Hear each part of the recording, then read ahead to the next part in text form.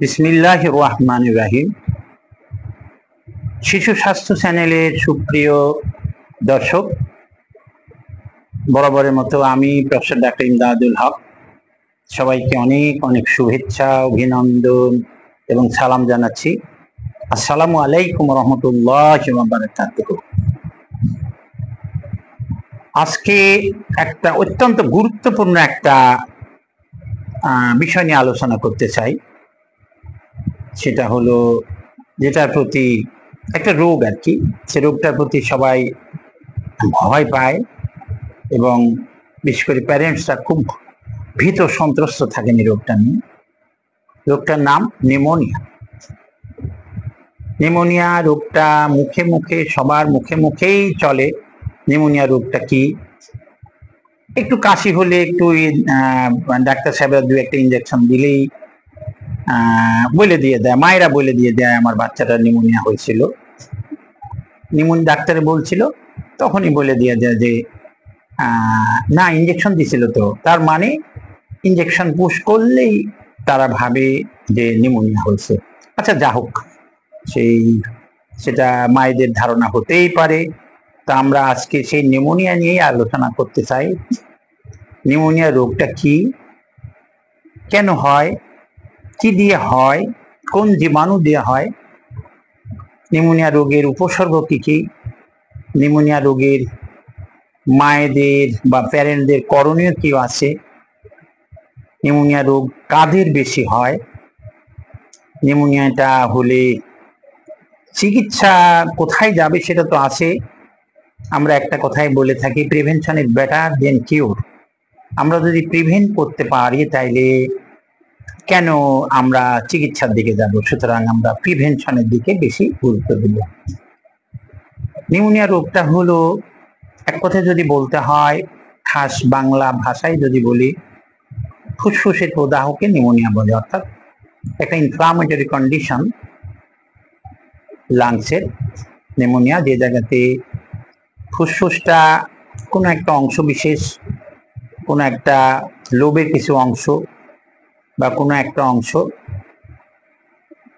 Solidification হয়ে যায়।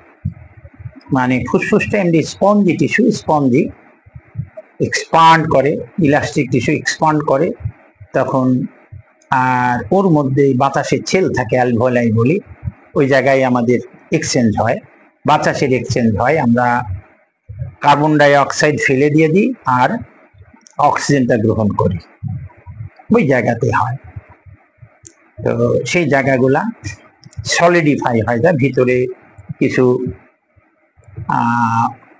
দূষিত পদার্থ জমা হয়, বাংলায় যেটা বলা হয় এক্সুডেট আমরা বলে থাকি, ইংরেজিতে, বাংলায় দূষিত পদার্থ জমা হয়, সলিডিফাই হয়ে যায়। এটা হলো একটা, আমরা ডাক্তারি ভাষায় যাকে বলি, আমরা যেটা বুঝি সেটা বললাম।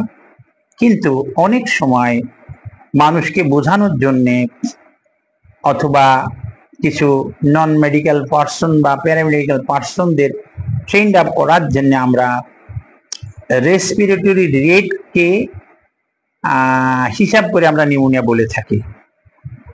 যেমন ধরুন, জন্ম থেকে 2 মাসের বয়সের বাচ্চাদের যদি রেসপিরেটরি রেট 60 বা তার বেশি মিনিটে হয়, 2 মাস থেকে 12 মাসের বাচ্চাদের যদি রেসপিরেটরি রেট মিনিটে যদি 50 বা তার বেশি হয়, এবং যদি 1 বছর থেকে 5 বছরের বাচ্চাদের রেসপিরেটরি রেট 40 বা তার বেশি হয় মিনিটে, তাহলে আমরা বলে থাকি সেই শিশুটা নিউমোনিয়াতে আক্রান্ত। যা বোঝার খাতিরে বাইরে থেকে খুব ইজিলি আমরা যাতে রুগীটাকে ম্যানেজ করতে পারি, নিউমোনিয়া হয়ে গেছে, চিকিৎসা দেওয়ার প্রয়োজন, সেই ক্ষেত্রে আমরা এটা নন মেডিকেল পারসন বা যারা প্যারামেডিক আছে তাদের ট্রেন্ড আপ করার জন্য এইরকম একটা ডেফিনিশন আমরা তৈরি করে নিয়ে নিয়েছিলাম, বা এরকম একটা ডেফিনিশন আছে। তো যাক, আর কি কি সমস্যা হতে পারে নিউমোনিয়াতে? নিউমোনিয়াতে কাশি হবে, জ্বর হবে, শ্বাস রেট মিনিটে বেড়ে যাবে, যেটা বললাম, জন্মের পর 2 মাস পর্যন্ত হবে 60 বা তার বেশি প্রতি মিনিটে। ইউজুয়ালি এটা 40 বা 30-এর মধ্যে থাকে। 2 মাস থেকে 1 বছর পর্যন্ত 50 বা তার বেশি হবে শ্বাস প্রশ্বাস, মানে শ্বাস প্রশ্বাস দুইটা মিলে একটা নিলাম ছাড়লাম, এটা মিলে একটা, এরকম মিনিটে। এবং 1 বছর থেকে 5 বছর বা বড়দের যাই হোক সেটা হবে মিনিটে 40 বার বা তার বেশি। এটা সাধারণত তাদের থাকার কথা ম্যাক্সিমাম 20 বা 22 এরকম থাকে। একটা হার্ট রেটের সাথে একটা রিলেশন আছে এটার, এই রেসপিরেটরি রেটের। সেটা আমরা জানাতে চাচ্ছি না, সেটা জানারও প্রয়োজন মনে করছি না। এর সাথে কি থাকবে? কাশি থাকবে, জ্বর থাকবে, এবং অনেক সময় হবে নিউমোনিয়াটা যদি একটু বেশি হয় তাইলে শেষটা বুকের এই পাঁজরটা দেবে যাবে, বুকের পাঁজরটা দেবে যাবে এবং বেশি বেশি দেবে যাবে। আর আরো বেশি হলে, আরো অনেক শ্বাসকষ্ট হলে আরো অনেক উপসর্গ দেখা দিবে। সেটা খারাপ অবস্থায় হলে, আমরা চাই না যে আমাদের কোনো শিশু খারাপ অবস্থায় চলে যায়, আমরা অতি সত্বর। এই যে বললাম যে নিউমোনিয়াটা রেসপিরেটরি রেট দিয়ে, মানে মিনিটে নিঃশ্বাস প্রশ্বাস দিয়ে আমরা ক্লাসিফাই করে দিয়ে দিলাম। কি জন্য? খুব তাড়াতাড়ি যাতে চিকিৎসকের শরণাপন্ন হতে পারে, খুব তাড়াতাড়ি যাতে চিকিৎসাটা শুরু করা যায় এই কারণে। এটা কিন্তু নিউমোনিয়ার প্যাথোলজিক্যালি যে ডেফিনিশন সেটা তো আমি বলে দিলাম এটা। আর আমরা এটা ক্লিনিক্যালি আমরা বাইরে থেকে, বাহ্যিক দৃষ্টিকোণ থেকে আমরা ক্লাসিফাই যাতে করতে পারি, এই রকম ভাবে আমরা রেসপিরেটরি রেট দিয়ে আমরা চিন্তা ভাবনা, আমরা একটা নিউমোনিয়ার বাচ্চাকে আমরা নিউমোনিয়া বলে সংজ্ঞায়িত করতে পারি। কি দিয়ে হয়? এটা ভাইরাস দিয়ে হতে পারে, ব্যাকটেরিয়া দিয়ে হতে পারে। ভাইরাস বা ব্যাকটেরিয়া 2 ধরন দিয়েই হতে পারে। এটা ছড়ায় কিভাবে? নিঃশ্বাস দিয়ে ছড়ায় এবং নিঃশ্বাস দিয়ে গ্রহণ করে। নিউমোনিয়া রোগী হাসি কাশি দিল, সামনে আর একজন থাকলো, চলে গেল, তার নিঃশ্বাসের মধ্যে চলে গেল।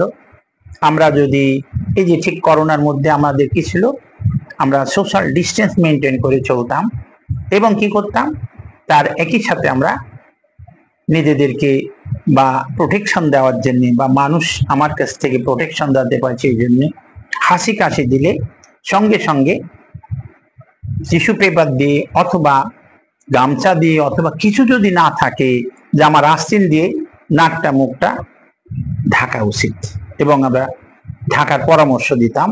অথবা মাস্ক, একবারে যদি আমরা মাস্ক করি তাইলে তো নিরাপদে থাকা যায়। ছড়ানো ঠিক এইভাবে ছড়াবে, হাসি কাশি দিয়ে ছড়ায়, এবং হাসি কাশি যাতে মানুষের মধ্যে না হয় এটা খেয়াল রাখতে হবে। কাদের এটা হয় বেশি? শিশুদের যদি বলতে হয় তাহলে তারা বুকের দুধ খায় না বা বুকের দুধ পান করানো হয়নি, বা যারা অপুষ্টির বাচ্চা বা একসাথে অনেক গাদাগাদি করে থাকা, তার মানে যাটিকে বলি একই রুমে ধরেন বেশি বেশি ছেলে মেয়ে বা বাবা মা যে ফ্যামিলিতে আছে, ওভার ক্রাউডিং যাকে বলে থাকি, ওভার ক্রাউডিং এটা। এছাড়া আর কি হতে পারে?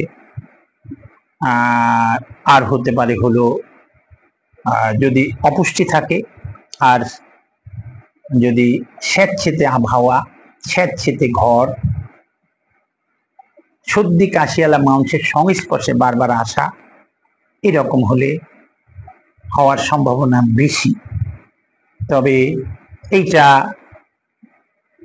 বন্ধ রাখার উপায় হলে 1 নম্বর আমরা বলবো শিশুকে 6 মাস পর্যন্ত শুধুমাত্র বুকের দুধ খাওয়াবেন। এই জন্য বললাম বুকের দুধ যারা খায়নি বা তাদেরকে দেওয়া হয়নি তাদের মধ্যে নিউমোনিয়ার প্রকোপ কিন্তু বেশি। এছাড়া দাদা পিটাম বাচ্চা যারা জন্ম নেয়, দাদা প্রতিরোধ ক্ষমতা তাদের নাই বা কম, তাদেরও বেশি হয়। তো বুকের দুধ অবশ্যই খাওয়ানো উচিত 6 মাস বয়স পর্যন্ত। এটা হলে আমি বলবো এই যে রেসপিরেটরি রেট যেই দেখছেন বাড়ছে অথবা নিউমোনিয়ার মতো হচ্ছে, যেমন বয়স অনুপাতে আমি ভাগ করে বললাম 60, 50, 40, যেই দেখছেন বেশি হয়েছে সাথে সাথে ডাক্তারের পরামর্শ নিতে দেন। এবং আমি বলবো কোয়ালিফাইড ফিজিশিয়ান বা একটা বিশেষজ্ঞর পরামর্শ নিতে দেবেন। আপনি কখনো দেরি করবেন না, কখনোই দেরি করবেন না। কারণ আপনার বাচ্চা যদি অপুষ্টি হয়ে থাকে, বাচ্চা যদি প্রিটার্ম হয়ে থাকে, বাচ্চাকে যদি এই যে ওভার ক্রাউডিং এর মধ্যে রাখা হয়, যদি বাচ্চাকে যদি বুকের দুধ খাওয়ানো হয়নি এমন অবস্থায় যদি থাকে, তাইলে কিন্তু খুব তাড়াতাড়ি খারাপ অবস্থার দিক চলে যেতে পারে। এই কারণে বলছি দেরি না করে খুব শিগগির ডাক্তারের পরামর্শ নিতে যাবেন। তাইলে ডাক্তার সাহেব চিকিৎসা দিয়ে দিবে, ইনশাল্লাহ আরাম পাবে। তবে একটা কথা বলে থাকি, একটু আগে বলছিলাম prevention is better then cure. আক্রান্ত যাতে আপনার শিশু না হয়, তাহলে অবশ্যই বাচ্চাকে বুকের দুধ অবশ্যই খাওয়াবেন এবং সেটা এক্সক্লুসিভ ব্রেস্ট ফিডিং রাখবেন প্রথম 6 মাস পর্যন্ত। 6 মাস পরে বাচ্চাকে বুকের দুধের পাশাপাশি বাড়তি খাওয়ার কমপ্লিমেন্টারি ফিডিং শুরু করবেন। এটা খাদ্য যেখানে আলোচনা হয়েছে আমার ভিডিওগুলোতে সুন্দর করে বুঝাই দিয়ে দেওয়া হয়েছে প্যারেন্টসদের, যারা নতুন প্যারেন্টস বিশেষ করে তাদেরকে কি কি খাওয়ানো লাগবে একটা বাচ্চাকে। বাচ্চা যদি প্রিটার্ম ডেলিভারি যাতে না হয় সেদিক খেয়াল করা লাগবে, মায়ের যত্ন নেওয়া লাগবে।